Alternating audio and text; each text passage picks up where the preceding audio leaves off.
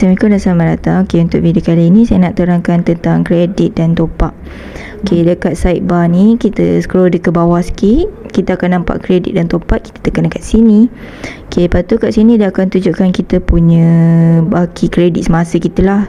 Saya punya ada 99 kredit kan. Lepas tu dah ada tarikh luput, dan tarikh luput 99 kredit ni bila. Okey, untuk sistem kredit ni kita pakai FIFO. FIFO ni ialah first in first out. Okey, contohlah yang 99 kredit ni batch pertama kan. Lepas tu saya nak top up kredit tu, saya akan beli, contoh saya beli RM6 ni kan. So yang 100 kredit ni tarikh luput dia hari yang tarikh dia berlainan.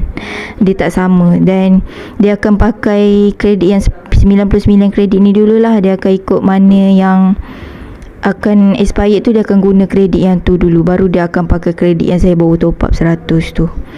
Okey, untuk kalau kita nak top up dia pula, kita ni lah, kita tekan, contohlah kita ambil RM6 ni kan, kita tekan ni, dan dia akan bawa kita ke ToyPay. Lepas tu kita akan buatlah pembayaran macam biasa. Kita pilih bank account ke, select account. Lepas tu ni nanti kita tekan agree dan proceed. Okey, itu dia punya proses nak membayarnya. Dan lepas pembayaran telah berjaya,